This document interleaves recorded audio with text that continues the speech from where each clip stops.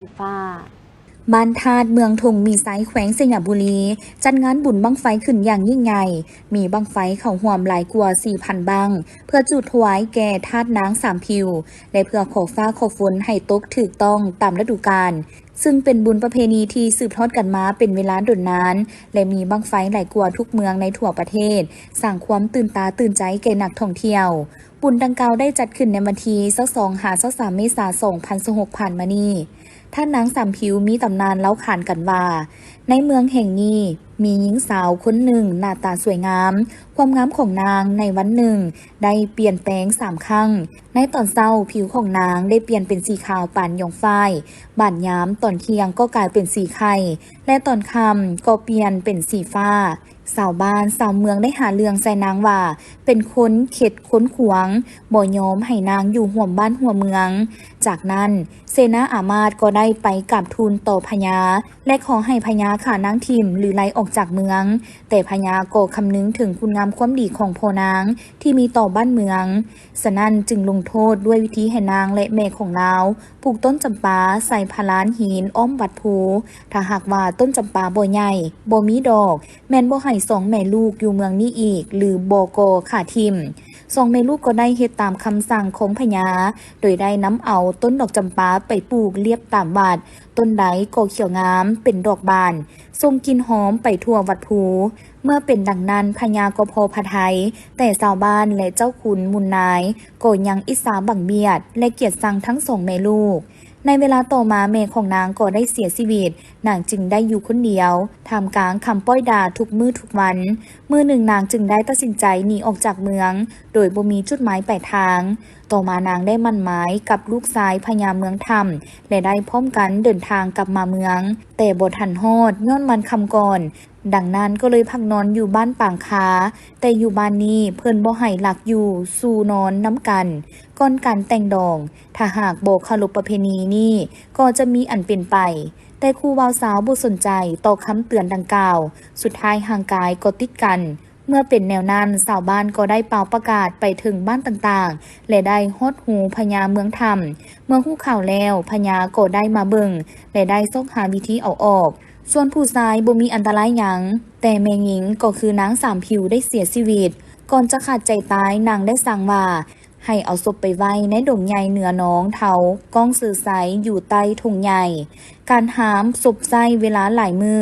หลังจากฮอดเมืองหลงบนที่นางได้สั่งไว้ก่อนตายชาวบ้านเมืองหลงก็ได้จัดพิธีฝังศพของนางแล้วก่อธาตุขวมศพนางเอาไว้จนกลายเป็นธาตุนางสามผิวจนเท่าทุกวันนี้สันนั้นในทุกๆปีหลังจากบุญตรุษสงกรานต์ปีใหม่ลาวสิ้นสุดลง7 วันชาวเมืองจึงเฮ็ดบุญจุดบั้งไฟเพื่อถวายแก่นางสามผิวและได้กลายเป็นฮิตของประเพณีของชาวเมืองธงมีไซที่ได้สืบทอดกันมาจนถึงปัจจุบันนี้จากท่านผู้ชมที่เคารพและพร้อมเดียวกันนี้จะพาท่านผู้ชมมาติดตามบุญบั้งไฟบ้านนาทองเมืองบางเวียงซึ่งในปีนี้ได้จัดขึ้นอย่างฟุดฟื้นมวลซืนเพื่อเป็นการปกปักรักษาฮีตของประเพณีอันดีงามของชาติและทั้งสุขนุส่งเสริมการท่องเที่ยวอีกด้วย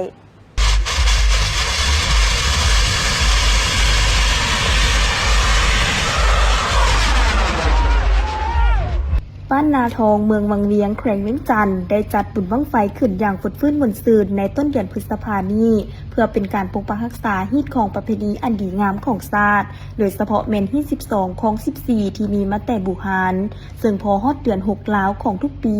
ก็จะมีประเพณีบุญบั้งไฟอยู่ตามบ้านต่างๆด้วยบรรยากาศอันเบิกบานมวลซืนซึ่งนอกจากจะเป็นการสืบทอดฮีตของประเพณีแล้วยังเป็นการสร้างความสามัคคีหักแพงซึ่งกันและกันระหว่างประชาชนบ้านต่อบ้านนั่นอีกนอกเหนือกว่านั้นในปัจจุบันนี้การเฮ็ดบุญบั้งไฟยังเป็นการส่งเสริมการท่องเที่ยวให้ขยายตัวหลายขึ้นและทั้งสร้างรายได้ให้แก่ชุมชนอีกด้วย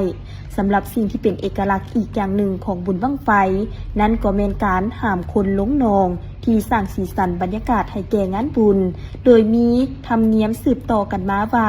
บั้งไฟไผ่บ่ขึ้นจะต้องถูกโยนลงหนองเกือกขี้ตมซึ่งสร้างความม่วนซื่นเป็นอย่างดี การเฮ็ดบุญบั้งไฟนี้ตามความเชื่อถือมาแต่ดนนานก็แม่นเพื่อขอฝนจากพญาแทนซึ่งพอฮอดเดือน6แล้วหรือเดือนพฤษภาที่เป็นฤดูการผลิตของประชาชนฉะนั้นชาวบ้านจึงพากันจุดบั้งไฟขึ้นไปถึงฟ้าเพื่อบอกให้พญาแทนฮู้ว่าถึงฤดูเฮ็ดนาแล้วขอให้ส่งฝนตกลงมาในโลกมนุษย์และยังมีตำนานกล่าวขานกันมาอีกว่าได้มีพญาคันคากต่อสู่สนะพญาแทนดังนั้นพญาคันคากจึงสัญญาว่าถ้าได้ยินเสียงกบฮ้องเสียงบั้งไฟเมื่อใดจะส่งฝนลงมาแก่โลกมนุษย์บุญบั้งไฟจัดขึ้นหลังปีใหม่ลาวก่อนการเฮ็ดนาปีถือเป็นการเฉลิมฉลองเลิมและดูฝนขอให้น้ำฝนอุดมสมบูรณ์เข้ากล้าได้ผลดีสำหรับในงานบุญจะมีการแห่บั้งไฟงานอ้อมบ้านมีขบวนฟ้อนลำเซิงที่มวลซืนซึ่งที่ขาดบ่ได้ก็เป็นการจุดบั้งไฟโดยแข่งกันว่าบั้งไฟไผขึ้นสูงและอยู่ถึงฟ้าดนถ้าบั้งไฟขึ้นดีถือว่าฝนจะตกดีบุญบั้งไฟแสดงถึงวิถีชีวิตของคนลาวที่ผูกพันกับธรรมชาติและการผลิตกสิกรรมกลายเป็นวัฒนธรรมประจำชาติที่คนลาวภาคภูมิใจตลอดมา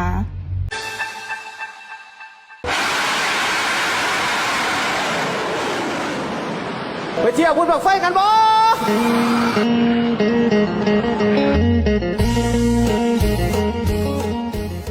ท่านผู้ชมที่เคารพพอฮอดเดือน6แล้วของแต่ละปีประชาชนเฮาอยู่ท้องถิ่นต่างๆก็จะพร้อมกันจัดงานบุญบั้งไฟขึ้นอย่างฟดฟื้นม่วนซื่นตามฮีตของประเพณีที่ปฏิบัติสืบทอดกันมาเพื่อเป็นการขอฟ้าขอฝนให้ตกถูกต้องตามฤดูกาลเฮ็ดให้การผลิตปลูกข้าวไร่ข้าวนาของพ่อแม่ประชาชนท่วงทันตามเวลาและได้รับผลผลิตดีนอกนั้นการเฮ็ดบุญบั้งไฟในระยะปัจจุบันนี้ยังมีหลายสีสันเพื่อเป็นการส่งเสริมการท่องเที่ยวให้มีความคึกคืนม่วนซื่นมีชีวิตชีวาสามารถสร้างรายรับให้แก่ชุมชนและสิ่งสำคัญก็เพื่อเป็นการส่งเสริมวัฒนธรรมอันดีงามของชาติลาวเฮาให้เจริญรุ่งเรืองตลอดไปการเฮ็ดบุญบั้งไฟนี้แม่นปฏิบัติตามความเชื่อถือที่ว่าอยู่เทิงสวรรค์ชั้นฟ้ามีสิ่งศักดิ์สิทธิ์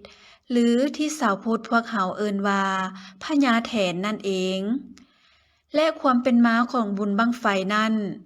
ได้มีผู้เฒ่าผู้แก่อยู่หลายเขตหลายท้องถิ่นได้เล่าสืบต่อกันมาว่าในสมัยอดีตการดนนานมาแล้วบ้านเมืองเกิดความเดือดร้อนฝนฟ้าบ่ตกตามฤดูกาลเฮ็ดให้ผู้คนและสัตว์สาวาสิ่งรวมทั้งพืชพันธุ์ธัญญาหารต่างๆได้รับความเดือดร้อนไปตามๆกันแต่ในนั้นเองก็ยังมีพญาคันคากที่มีอิทธิฤทธิ์ซึ่งเป็นสัตว์วิเศษปกครองอยู่พื้นดินจึงออกไปกวดกาหาสาเหตุว่าด้วยเหตุใดฝนฟ้าจึงบ่ตกลงมาและก็ได้ฮู้ความจริงว่าเป็นย้อนพญาแถนบ่ส่งฝนลงมาอย่างโลกมนุษย์เมื่อพญาขันคากฮู้อย่างนั้นจึงขออาสาสู้กับพญาแถนโดยเอาฝนฟ้าเป็นเดิมพันถ้าหากว่าพญาขันคากได้รับชัยชนะหมายความว่าพญาแถนจะต้องเฮ็ดให้ฝนตกลงมาอย่างโลกมนุษย์และเมื่อผ่านการต่อสู้กันอย่างดุเดือดผลก็ปรากฏว่าพญาขันคากเอาชนะพญาแถนได้ด้วยเหตุนั้นตามคำสัญญาพญาแถนต้องได้ทรงฟ้าฝนให้ตกลงมาในโลกมนุษย์แต่ก็มีข้อตกลงกันว่าชาวโลกจะต้องเฮ็ดบุญบั้งไฟเพื่อจูดขึ้นไปเป็นสัญญาณให้พญาแถนฮู้ว่าต้องการน้ำฝนดังนั้นพอเมื่อถึงฤดูกาลกะเกียมเฮ็ดนาของแต่ละปีก็คือในระยะเดือน6ลาวหรือกงกับเดือนพฤษภาชาวบ้านต่างๆจึงพากันเฮ็ดบุญบั้งไฟเพื่อจูดขึ้นเมื่อบอกพญาแถนให้บันดาลฝนตกลงมาในโลกมนุษย์อำนวยความสะดวกให้แก่การผลิตของชาวกสิกรด้วยเหตุความเชื่อที่กล่าวมานี้จึงได้มีการเฮ็ดบุญบั้งไฟสืบทอดกันมาจนถึงเท่าทุกวันนี้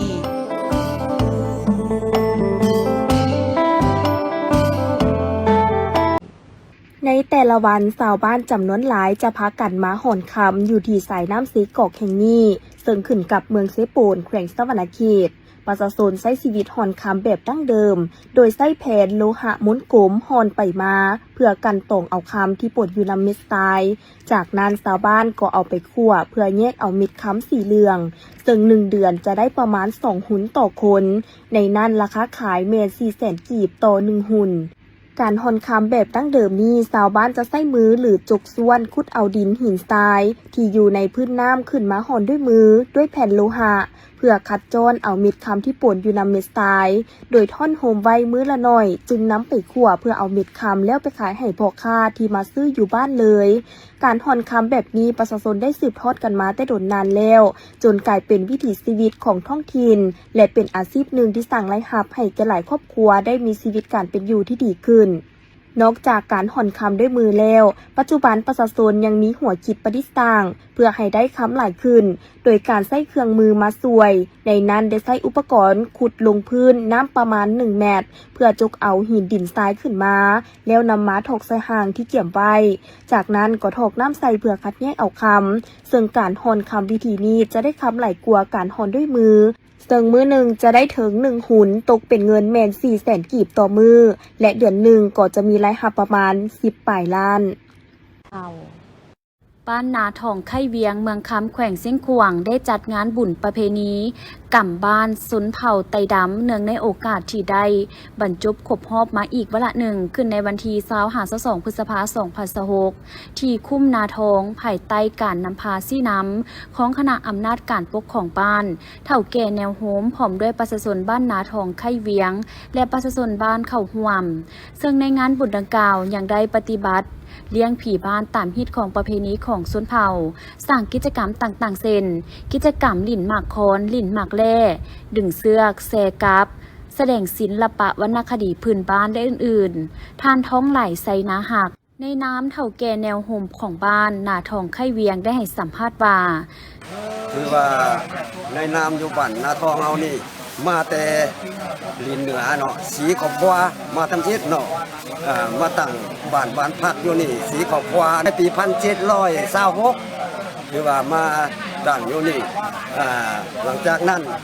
มาก็มันเฮ็ดคลองแท่ลำเฮานี่เคยบ่ถิ่มบ่ปะคือว่ามีเจ้าจำมีเจ้า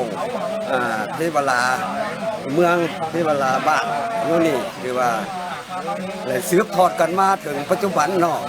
ที่ว่าเรื่องที่ของเดือน7ขึ้นยามไหลละมันเดือน7ขึ้น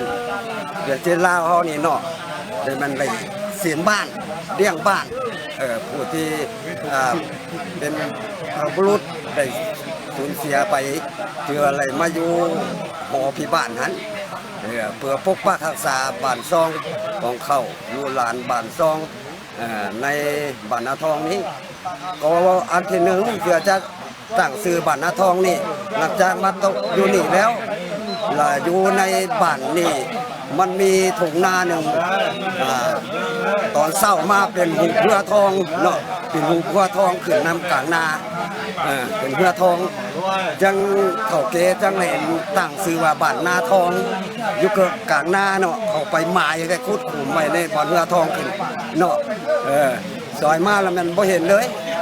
คันคืนนั้นจังว่าหิดคลองเฮานี่บ่ปะบ่ทิ่มคือว่าอะไรพอปีมาเดือน7ลาวเฮาขึ้นมาแล้วมันได้เลี้ยงบ้านเสียนบ้าน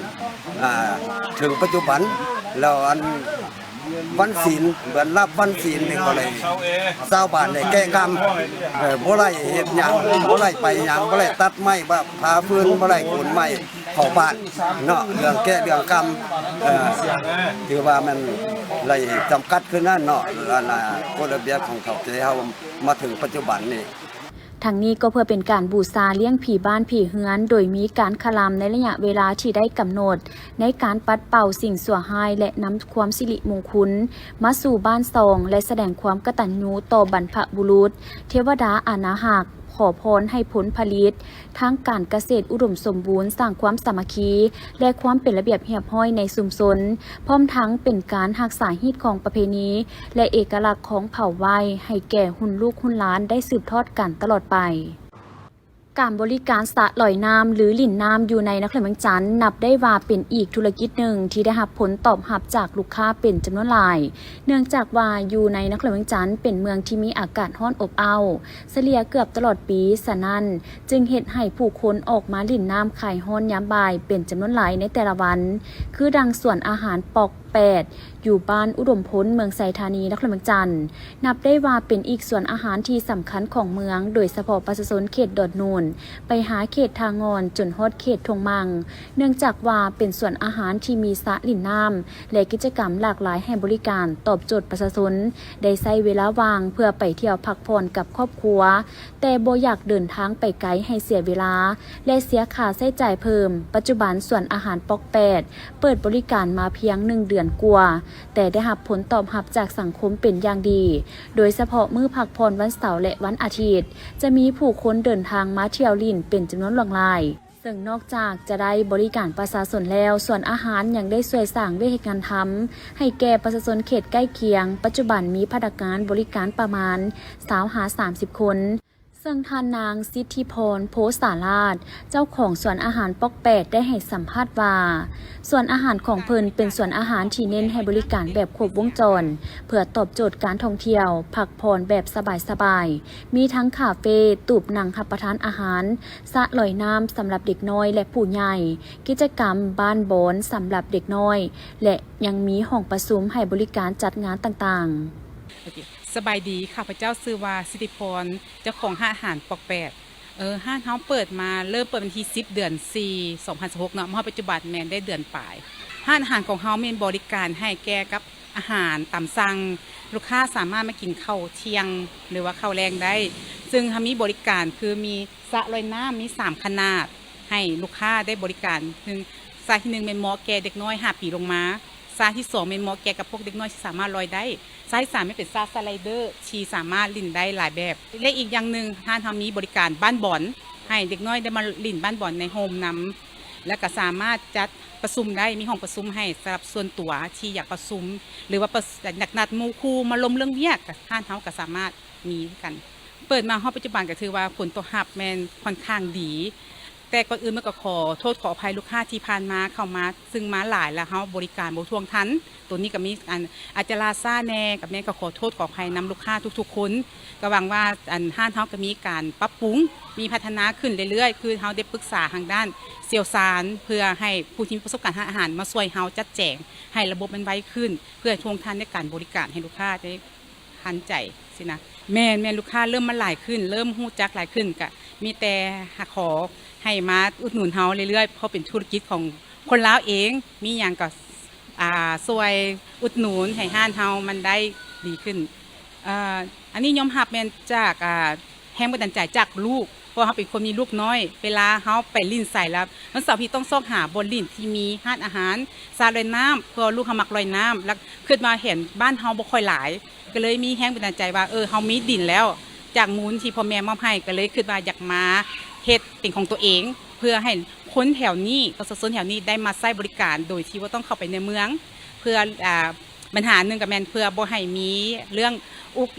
รถติดปัญหาเรื่องรถติดที่เข้าไปไกลเนาะน้ำมันบ่แต่ตัวนี้ก็สามารถตอบโจทย์ให้ลูกค้าได้ที่เป็นครอบครัวที่มาลิ้นมากินแล้วก็สามารถพาลูกเตะลอยน้ำลิ้นบ้านบอลบ่แล้วหมู่คู่ที่ใดยังนักอยากหับอยากมานัดกันกินข้าวเฮาก็มีตู้ให้สามารถนั่งโซนตูบได้หรือว่าอยู่คาเฟ่เขาก็มีให้ตัวนี้แต่จุดดีตัวมากับแมนพนักงานเฮา 90% ถือว่าแมนคนซุ่มซนแถวนี้ก็ถือว่าเป็นการกระตุ้นให้เขาเจ้ามีรายได้เป็นกระตุ้นเศรษฐกิจทางด้านหนึ่งแล้วก็มีพนักงานพาร์ทไทม์ที่เป็นนักเรียนที่ม.4 หาม.7เขาเจ้าก็มาเฮ็ดนำเฮาก็เป็นการช่วยเขาเจ้าได้นอกจากนี้เจ้าของสวนอาหารยังให้ฮู้ตื่มอีกว่า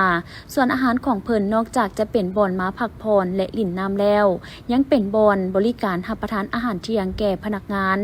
พ่อค้าเช้าขายและบุคคลทั่วไปเพราะมีอาหารหลากหลายทั้งอาหารพื้นบ้านของคนลาวและอาหารตามสั่งทั่วไปสามารถมาเที่ยวพักผ่อนหรือมานั่งรับประทานอาหารก็ได้สถานที่ตั้งอยู่บ้านอุดมพลเมืองไซธานีนครเมืองจันทน์สามารถเข้าไปเบิ่งรายละเอียดได้ที่เพจFacebook ส่วนอาหารปอก8ได้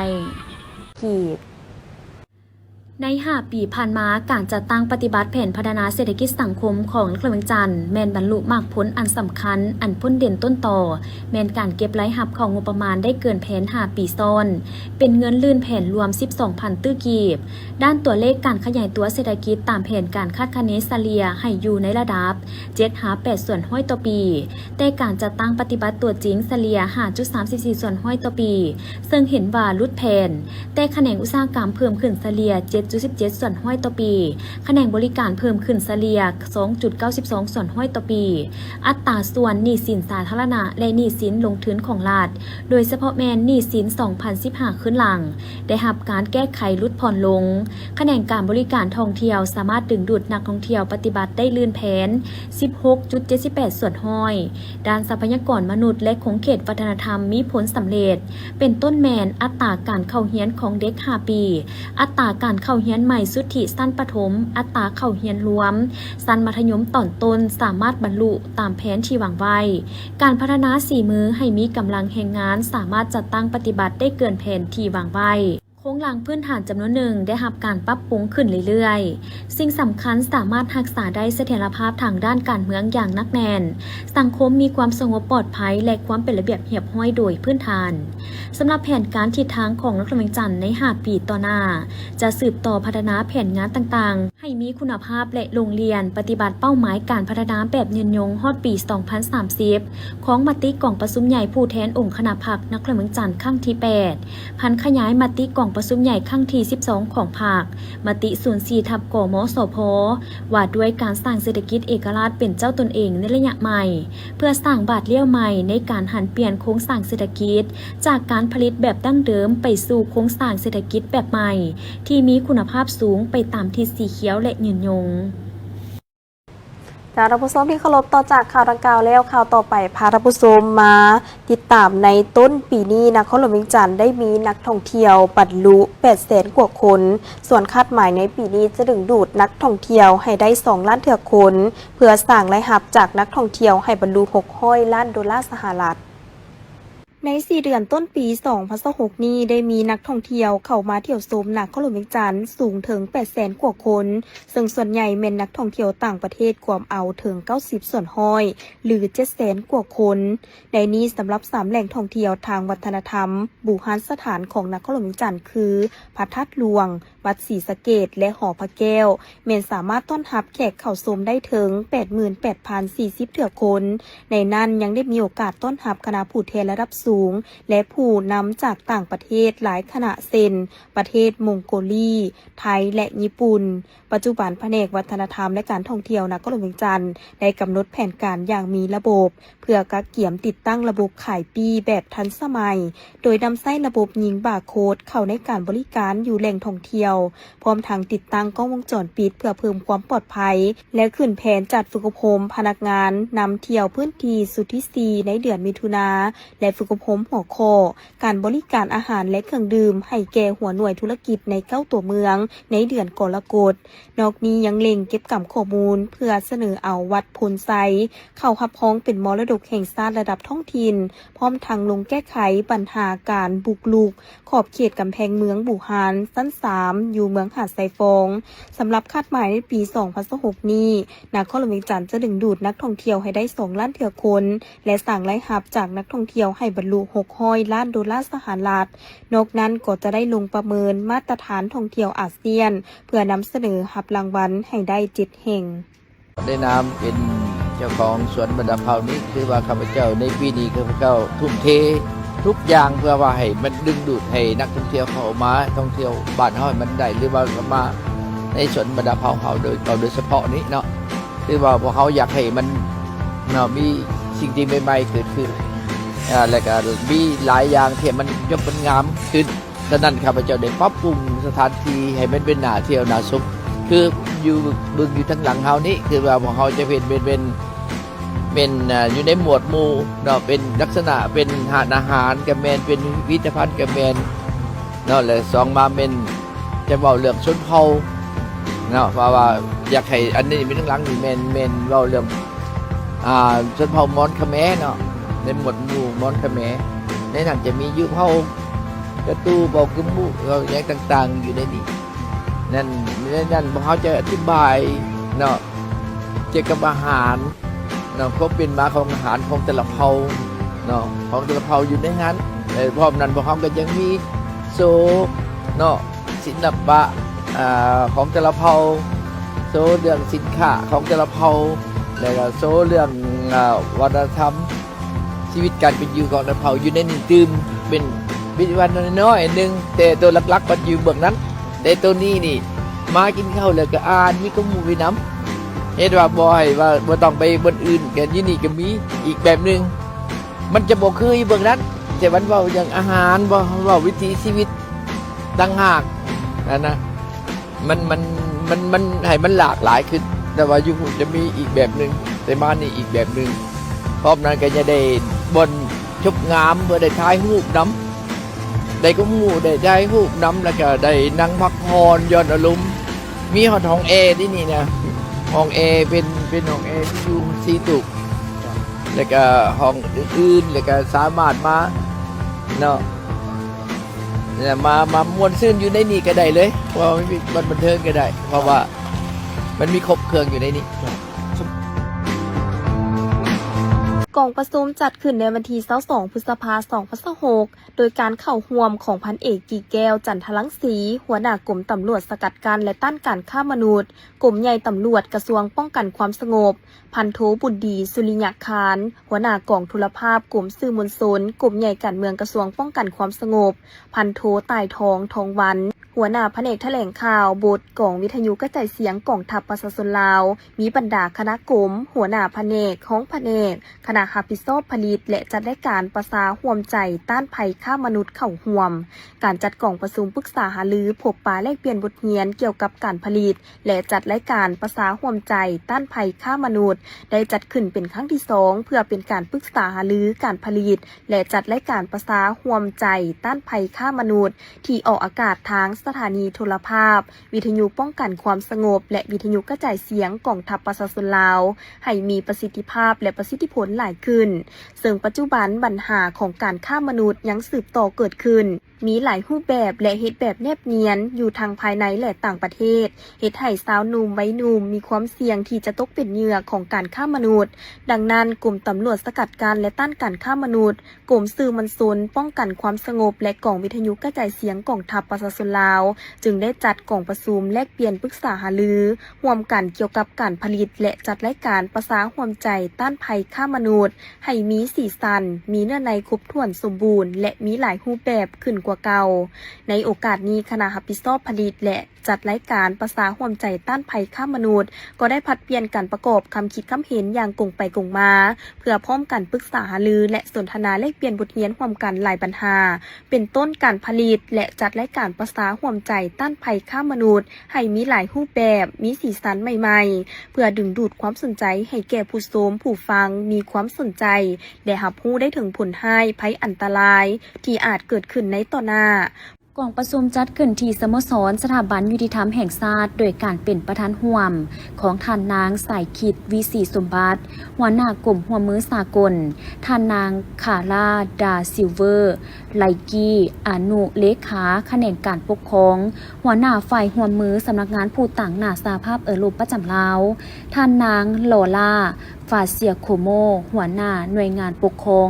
การสร้างลัทธิปกครองด้วยกฎหมายสิทธิมนุษย์องค์การสหประชาชาติเพื่อการพัฒนาประจำลาวมีต่างหน้าจากบรรดากระทรวงที่เกี่ยวข้องคู่ร่วมพัฒนาองค์การจัดตั้งสากลสมาคมและองค์การจัดตั้งทางสังคมเข้าร่วมในกองประชุมครั้งนี้เป็นครั้งทำอิฐของแขนงยุติธรรมการนำเอาข้อมูลที่มีของแขนงยุติธรรมเพื่อมาสาธิตเป็นรูปภาพซึ่งการทดลองครั้งทำอิฐของแขนงยุติธรรมซึ่งกำหนดเอา2แขวงเป้าหมายของแผนงานการมีส่วนร่วมของประชาชนต่อเวียกงานการปกครองที่ดีและการสร้างลัทธิปกครองด้วยกฎหมายคือแขวงหลวงพระบางและแขวงขมวนซึ่งได้ต่างหน้าบรรยายโดยท่านบุญทรขันติวงศ์หัวหน้าแผนการและสถิติห้องการกระทรวงยุติธรรมซึ่งทดลองลงเลิก4เวียกงานคือเวียกงานช่วยเหลือทางด้านกฎหมายเวียกงานทะเบียนศาลเวียกงานปฏิบัติคำตัดสินของศาลและเวียกงานสภาทนายความการสร้างฐานข้อมูลข่าวสารที่เป็นรูปธรรมของแขนงยุติธรรม เฮ็ดให้แขนงยุติธรรมมีฐานข้อมูลที่เป็นวิทยาศาสตร์สามารถนำมาใช้ในการวิเคราะห์วิจัยการสร้างแผนยุทธศาสตร์และแผนพัฒนาของแขนงยุติธรรมนอกนั้นยังได้รับฟังบทเรียนจากเซลล์สารของแผนงานเซกาและยะ2และในกล่องประชุมวิชาการครั้งนี้ยังได้จัดกิจกรรมเป็นกลุ่มเพื่อปรึกษาหารือความต้องการและความจำเป็นในเวียกงานแผนการและสถิติและการระดมความคิดเห็นผ่านทาง QR Codeเพื่อให้ผู้เข้าร่วมทั้งหมดได้ประกอบความเห็นเพื่อเสริมสารการสร้างฐานข้อมูลข่าวสารที่เป็นรูปภาพของแขนงยุติธรรม Justice Snapshot เพื่อเสริมสารกับของเขตยุติธรรมอื่นๆและสถิติแห่งชาติในต่อหน้าสรุปการจัดตั้งปฏิบัติเวียกงานก่อสร้างรากฐานการเมืองเวียกงานพัฒนาชนบทแก้ไขความทุกข์ยากและเวียกงานสามสร้างระยะแต่ปี 2021 หา 2025และทิศทางแผนการฮอดปี 2030 ทั่วเมืองสีโคตะบองมีขึ้นในวันที่ 22 พฤษภาคม 2026 โดยการเข้าร่วมของสหายนางวิไลบลจันทราตีรองประธานคณะกรรมการปกครองนครหลวงเวียงจันทร์มีทานอินปองทุมมาเลขาคณะพรรคเมืองสีโคตะบองในกองประชุมสหายอินปองทุมมาได้กล่าวเปิดกองประชุมว่ากองประชุมครั้งนี้แม้นเป็นการทบทวนคืนการจัดตั้งปฏิบัติเวียกงานในระยะผ่านมาพร้อมจะได้รับฟังและประกอบคำคิดคำเห็นต่อบทสรุปตีราคาถึงบรรดามากผลในระยะผ่านมา 2021 หา 2025ในเวียกงานก่อสร้างรากฐานการเมืองเวียกงานพัฒนาชนบทรอบด้านแก้ไขความทุกข์ยากและเวียกงานสามสร้างทั่วเมืองสีโคตะบองพร้อมการค้นคว้าเป็นเอกภาพกำหนดบรรดาทิศทางแผนการบรรดาคาดหมายและมาตรการวิธีการที่ต้องสู่สนจัดตั้งปฏิบัติทั้ง3เวียกดังกล่าวเพื่อสืบต่อผันขยายในต่อหน้าให้เกิดผลเป็นจริงหลายขึ้นกว่าเก่าสืบต่อสร้างแผนหันลงก่อสร้างรากฐานการเมืองพัฒนาชนบทแก้ไขความทุกข์ยากและเวียกงานสามสร้างเพื่อเน้นใส่ยกสูงคุณภาพพวกเขาจะสร้างแผนให้พนักงานก่อสร้างรากฐานวิธีการไปเฮ็ดเวียกงานอยู่รากฐานเพื่อเป็นการปรับปรุงเวียกงานรากฐานตะแสงและชุมชนบ้านให้มีความเข้มแข็งหนักแน่นและมีความสงบสหายวรรณเลศพิพักษ์กรรมการพรรคเมืองหัวหน้าห้องว่าการเมืองสีโคตะบองได้ขึ้นสรุปการจัดตั้งปฏิบัติเวียกงานดังกล่าวว่าใน5 ปีผ่านมาสามารถสั่งได้หน่วยพรรคปลอดใสเข้มแข็งและหนักแน่นได้ 92.30 ส่วนห้อยของหน่วยพรรคทั้งหมดลื่นคาดหมาย 8.13 ส่วนห้อย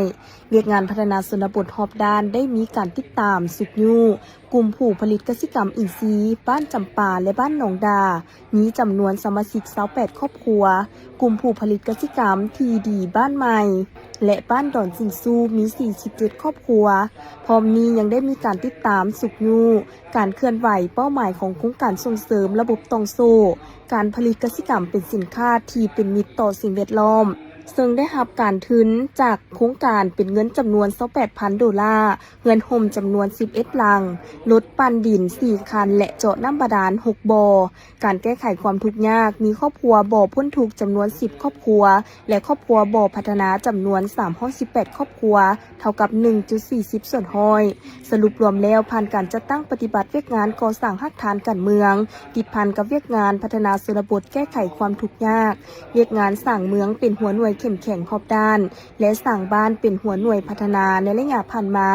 สามารถงัดได้ผลสำเร็จหลายด้านที่เป็นพื้นฐานความทุกข์ยากได้ถูกแก้ไขครอบครัวทุกข์ยากลดลงครอบครัวและบ้านพัฒนาเพิ่มขึ้นประชาชนบรรดาเผ่าได้มีชีวิตการเป็นอยู่ดีขึ้นกว่าเก่าพื้นฐานโครงล่างได้รับการพัฒนาเป็นก้าววัฒนธรรมและฮิตของประเพณีอันดีงามความสามัคคีป่องดองได้รับการส่งเสริมและเสริมขยายอย่างแข็งแรงแสดงออกมีการปลูกสร้างเรือนที่อยู่อาศัยแบบแน่นหนาถาวรและสวยงามประชาชนมีอาชีพที่แน่นอนสามารถเข้าหาแหล่งทุนต่างๆได้ง่ายขึ้นพร้อมนั้นสังคมมีความสงบและมีความเป็นระเบียบเรียบร้อย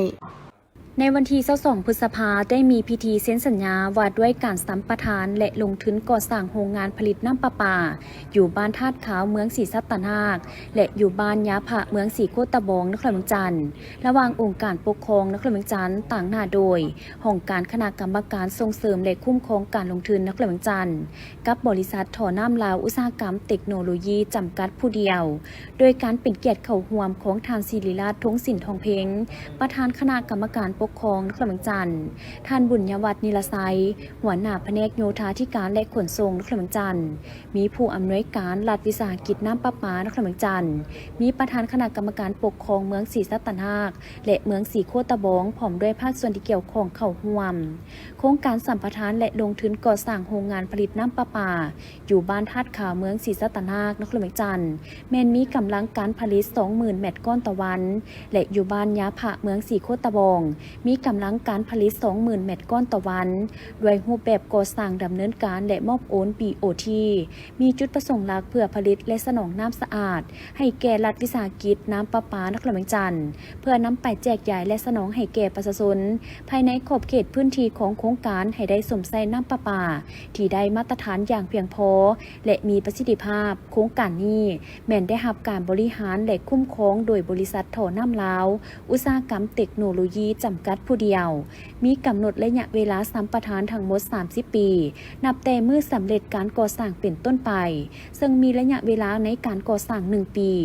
การลงนามเซ็นสัญญาครั้งนี้ต่างหน้าองค์การปกครองนครหลวงจันทร์โดยท่านธนงศิลป์แสงพะวงศ์หัวหน้าห้องการคณะกรรมการส่งเสริมและคุ้มครองการลงทุนนครหลวงจันทร์และท่านนางสุจินดาแสงเพชรผู้อำนวยการบริษัทท่อน้ำลาวอุตสาหกรรมเทคโนโลยีจำกัดผู้เดียวนอกจากนี้ยังมีภาคส่วนที่เกี่ยวข้องลงนามเป็นสักขีพยานตื่มอีกการลงนามเซ็นสัญญาในครั้งนี้ถือเป็นบาทก้าวสำคัญในการพัฒนาพื้นฐานโครงสร้างของนครหลวงจันทร์เน้นใส่การร่วมมือระหว่างภาครัฐและภาคเอกชนเพื่อยกสูงคุณภาพชีวิตการเป็นอยู่ของประชาชนให้สามารถเข้าถึงน้ำสะอาดที่ปลอดภัยและยืนยง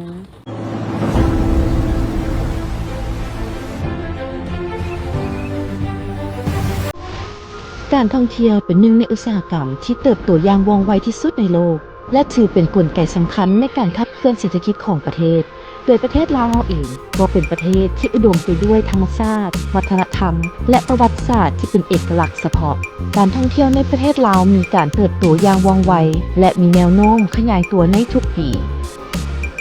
ถึงแม้ใดก็ตามหลายประเทศในโลกได้สูงใส่ยกระดับคุณภาพด้านการท่องเที่ยวเพื่อดึงดูดนักท่องเที่ยวเฮ็ดให้มีการแข่งขันสูงความต้องการของนักท่องเที่ยวก็มีหลากหลายยิ่งขึ้นดังนั้นในการพัฒนาสถานที่ท่องเที่ยวของประเทศเฮาจำเป็นต้องพัฒนาไปเป็นระบบมีมาตรฐานและมีความหลากหลาย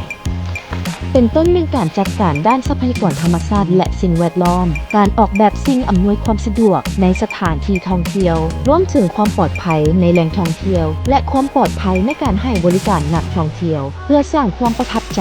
และความมั่นใจแก่นักท่องเที่ยวมาใช้บริการและสร้างความสามารถในการแข่งขันความยืนยงมีเสน่ห์ที่จะดึงดูดนักท่องเที่ยวทั้งภายในและต่างประเทศเพื่อให้เป็นจุดหมายปลายทางที่โดดเด่นและน่าดึงดูดตลอดไปดังนั้นแผนงการท่องเที่ยวกระทรวงแถลงข่าววัฒนธรรมและท่องเที่ยวจึงได้ค้นคว้าสร้างมาตรฐานการจัดระดับสถานที่ท่องเที่ยวของสปป.ลาวขึ้นโดยมีเนื้อในสำคัญคือ 1. การคมนาคมสำหรับการท่องเที่ยว 2. การเที่ยวชมสถานที่ท่องเที่ยว 3. ความปลอดภัยในสถานที่ท่องเที่ยว 4. ความสะอาด 5. การบริการโทรคมนาคมและการสื่อสาร6. การคุ้มครองห้างค่าในสถานที่ท่องเที่ยว 7. การบริหารคุ้มครองสถานที่ท่องเที่ยว 8. การปกปักรักษาทรัพยากรและสิ่งแวดล้อม 9. สิ่งดึงดูดของสถานที่ท่องเที่ยว 10. การดึงดูดตลาดเป้าหมาย 11. จำนวนนักท่องเที่ยว 12. การสำรวจและประเมินความพึงพอใจจากนักท่องเที่ยวมาตรฐานเหล่านี้เป็นเครื่องมือในการพัฒนาและรักษาคุณภาพของสถานที่ท่องเที่ยวให้มีความยืนยงสอดคล้องกับนโยบายของรัฐบาลและการพัฒนาการท่องเที่ยวตามเป้าหมายในปี 2030 การสร้างมาตรฐานจัดระดับสถานที่ท่องเที่ยวของสปป.ลาวได้ถูกพัฒนาโดยความร่วมมือกับผู้เชี่ยวชาญทั้งภายในและต่างประเทศโดยเฉพาะสปป.จีนเป็นหนึ่งในผู้ร่วมมือที่สำคัญช่วยเหลือในการกำหนดมาตรฐานระดับของสถานที่ท่องเที่ยวได้จัดเป็น5ระดับที่แตกต่างกันตามการประเมินโดยแต่ละระดับมีเกณฑ์เฉพาะที่ต้องปฏิบัติตามการจัดระดับเหล่านี้ช่วยให้นักท่องเที่ยวรู้ได้ถึงคุณภาพ และสิ่งอำนวยความสะดวกตามที่คาดหวังไว้คือ ระดับ5ดาวเป็นสถานที่ท่องเที่ยวระดับชาติระดับ4ดาวเป็นสถานที่ท่องเที่ยวระดับชาติระดับ3ดาวเป็นสถานที่ท่องเที่ยวระดับแขวงนครหลวงระดับ2ดาวเป็นสถานที่ท่องเที่ยวระดับเมืองนครระดับ1ดาวเป็นสถานที่ท่องเที่ยวระดับชุมชนวิธีการประเมินมาตรฐานการจัดระดับสถานที่ท่องเที่ยวของสปป.ลาวแม้นให้คะแนนของแต่ละรายการที่ประเมินและอิงใส่สภาพตัวจริงของสถานที่ท่องเที่ยวในเวลาที่คณะรับผิดชอบการประเมินโดยอิงตามแต่ละมาตรฐานเงื่อนไขที่ได้กำหนดไว้อย่างละเอียดและให้คะแนนตามความเป็นจริงด้วยความเป็นเอกภาพกันในนี้การกำหนดหลักการให้คะแนนแม่นประกอบไปด้วย5ระดับและ5ถึง1คือคะแนน5แม่นคะแนนสูงสุดสำหรับเงื่อนไขที่จะได้คะแนน5แม้นต้องอยู่ในระดับดีที่สุดมีความอุดมสมบูรณ์มีความโดดเด่นเป็นเอกลักษณ์มีสิ่งอำนวยความสะดวกที่ดีและถูกต้องตามมาตรฐานที่กำหนดไว้อย่างน้อย 95% คะแนน C เป็นคะแนนในระดับดีซึ่งเงื่อนไขที่จะได้คะแนน C ทุกอย่างต้องอยู่ในระดับดีและถูกต้องตามมาตรฐานที่กำหนดไว้อย่างน้อย 80% คะแนน 3 เป็นคะแนนในระดับปานกลางสำหรับเงื่อนไขที่จะได้คะแนน3แม้นต้องอยู่ในสภาพปกติสามารถนำใช้ได้ในระดับพื้นฐานคะแนน2เป็นคะแนนที่ยังบ่ได้ตามมาตรฐานเป็นสถานที่ท่องเที่ยวบ่ตอบสนองตามมาตรฐานที่กำหนดไว้และบ่สามารถนำใช้ได้คะแนน1เป็นคะแนนที่ยังบ่ได้ตามมาตรฐานและบ่สามารถนำใช้ได้ภายหลังที่ได้ประเมินและให้คะแนนแต่ละเงื่อนไขเป็นที่เรียบร้อยแล้วจึงนำเอาคะแนนทั้งหมดของแต่ละมาตรฐานมารวมกันซึ่งผลคะแนนที่ได้รับการประเมินนั้นจะมาสมเทียบกับเกณฑ์คะแนนของแต่ละระดับจึงสามารถระบุได้ว่าสถานที่ท่องเที่ยวที่ได้ประเมินนั้นจัดอยู่ในระดับใดคือมาตรฐานระดับ5ดาวเกณฑ์คะแนนของระดับนี้แมน650ถึง790คะแนนมาตรฐานระดับ4ดาวเกณฑ์คะแนนของระดับนี้แมน550ถึง649คะแนนมาตรฐานระดับ3ดาวเกณฑ์คะแนนของระดับนี้แมน450ถึง549คะแนนมาตรฐานระดับ2ดาวเกณฑ์คะแนนของระดับนี้แมน350ถึง449คะแนนมาตรฐานระดับ1ดาวเกณฑ์คะแนนของระดับนี้แมน250ถึง349คะแนนขั้นตอนการเสนอขอการประเมินมาตรฐานการจัดระดับสถานที่ท่องเที่ยวของสปป.ลาวมีคือสำหรับสถานที่ท่องเที่ยวระดับ 4-5 ดาวทางเจ้าของสถานที่ท่องเที่ยวต้องประสานสมทบกับแผนกทวท.แขวงร่วมกันในการประเมินสถานที่ท่องเที่ยวตามแบบฟอร์มที่กำหนดไว้หลังจากนั้นทางแผนกทวท.เฮ็ดบทรายงานและหนังสือเสนอมายังคณะกรรมการขั้นศูนย์กลางในการลงประเมินคืนตามการเสนอของคณะกรรมการขั้นแขวงภายหลังการประเมินสำเร็จเห็นว่าได้ตามเงื่อนไขจัดระดับตามสถานที่ท่องเที่ยวตามการประเมินตัวจริงคณะกรรมการศูนย์กลางจะเป็นผู้ออกใบยั่งยืนและแผ่นป้ายจัดระดับสำหรับสถานที่ท่องเที่ยวระดับ1-3 ดาวทางเจ้าของสถานที่เสนอมายังคณะกรรมการขั้นแขวงลงประเมินสถานที่ตัวจริงตามแบบฟอร์มภายหลังการประเมินสำเร็จเห็นว่าได้ตามเงื่อนไขทางแผนกทวท.นครหลวงแขวงจะได้ออกใบยั่งยืนและป้ายจัดระดับตามติดซิกหน้าของตนรับผิดชอบและรายงานหาคณะกรรมการเพื่อรับทราบวิธีการจัดตั้งปฏิบัติและนโยบายต่อสถานที่ท่องเที่ยวที่ได้รับการจัดระดับแมนกระทรวงแถลงข่าววัฒนธรรมและท่องเที่ยวขั้นศูนย์กลางและท้องถิ่นเป็นเจ้าการจัดตั้งปฏิบัติตามมาตรฐานการจัดระดับสถานที่ท่องเที่ยวนี้และเผยแพร่ให้ภาคส่วนต่างๆทั้งภาครัฐและภาคธุรกิจอยู่ขั้นศูนย์กลางและท้องถิ่นให้รับรู้อย่างกว้างขวางและลึกซึ้งด้วยหลายรูปแบบสถานที่ท่องเที่ยวทุกประเภทในสปป.ลาวท ที่ดำเนินการบริการที่ถูกต้องตามระเบียบการอย่างหน่อย1 ปีขึ้นไป ต้องได้รับการจัดระดับสถานที่ท่องเที่ยวถ้าสถานที่ท่องเที่ยวใดหนึ่งบ่ดำเนินการจัดระดับสถานที่ท่องเที่ยวนั้นจะบ่ถูกพิจารณาต่อใบอนุญาตดำเนินธุรกิจสถานที่ท่องเที่ยวภายหลังสถานที่ท่องเที่ยวได้รับการจัดระดับมาตรฐานแล้วต้องได้รับการประเมินคืนทุกๆ3 ปีโดยคณะกรรมการประเมินแต่ละขั้นของกระทรวงแถลงข่าววัฒนธรรมและท่องเที่ยวนโยบายสำหรับสถานที่ท่องเที่ยวที่ได้รับการจัดระดับแต่1 ดาวถึง 5 ดาวจะได้รับการสนับสนุนจากรัฐบาลแห่งสปป.ลาวโดยเหตุการณ์ต่างๆ ดังนี้สถานที่ท่องเที่ยวระดับ 5 ดาวจะได้รับใบยั่งยืนจากกระทรวงแถลงข่าววัฒนธรรมและท่องเที่ยวโฆษณาในเว็บไซต์การท่องเที่ยวศูนย์กลาง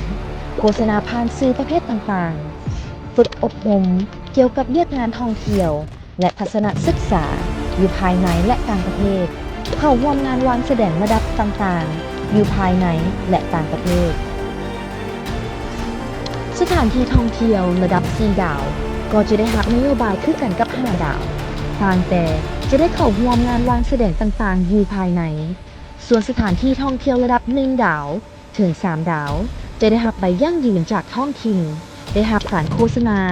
ผ่านเว็บไซต์การท่องเที่ยวของแขวงโฆษณาผ่านสื่อประเภทต่างๆฝึกอบรมเกี่ยวกับเรื่องงานท่องเที่ยวทัศนศึกษาเข้าร่วมงานต่างๆของท่องเที่ยวภายในแขวงการขอสมัครเพื่อรับมาตรฐานการจัดระดับสถานที่ท่องเที่ยวของสปป.ลาวท่านสามารถติดต่อขอแบบฟอร์มและสอบถามข้อมูลเพิ่มเติมได้ที่